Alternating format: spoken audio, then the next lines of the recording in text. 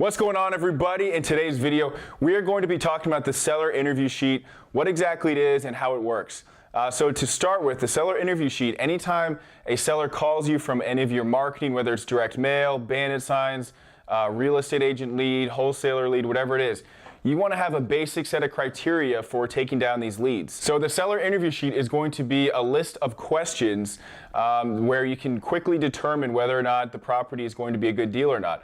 So on my seller interview sheet, and I'll actually have a link to my seller interview sheet at the bottom of this video in the description, there's going to be the exact seller interview sheet that I use, so you could just use the same one if you want. And it's going to have, number one, the person's name and phone number. If you can get their email address, even better. So name, phone number, email address, address of the property. You want condition of the property. You want to know if there's a basement and how many levels the property is.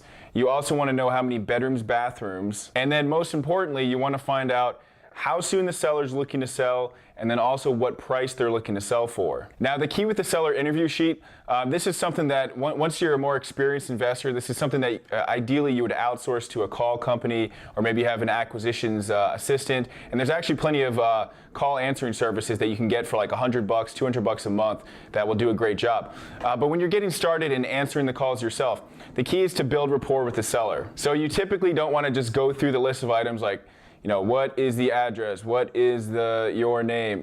You want to kind of build some conversation, build some rapport with the seller, almost get to know them. These don't need to be like 20-minute conversations. Usually you want to keep any call with the seller, under 5 minutes, because sometimes sellers will just want to tell you, the entire history of the property, their whole life story, everything like that. So you want to keep it friendly, build rapport, and ideally keep it about under 5 minutes. And after finding out the basic property information, the condition of the house, how many bedrooms, bathrooms, that type of information, the last question you want to ask is typically what price you're looking for.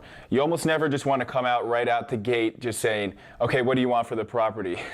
That's just, there's some, it just doesn't feel right, and it's not going to get the best response from the seller. So build up some rapport and then find out what they're looking for as far as price. And after you find out all that information, if right over the phone you can tell it's a really good deal, which sometimes once you're more experienced you can actually set up an appointment to go view the property and make them an offer. And if it's a good deal, you should do that as soon as possible.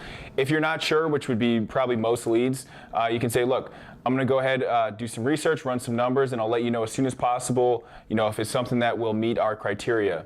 And then you can just call them back and set up an appointment if it's a good deal. So there you go. And the seller interview sheet is a fairly straightforward and simple thing, but every real estate investor should use it. So you want to write down, the 5-6 questions, such as the seller's name, property address, how many bedrooms, bathrooms, how many levels, condition of the property, how soon they're looking to sell, and then you ask them what price they're looking for. And then once you have that, that's all, for the most part, that's all the information that you're going to need.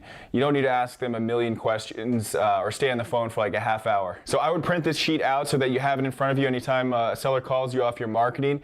And I hope you enjoyed this video. If you liked it, please give me a like, please subscribe, and I will see you in the next one. All right, bye.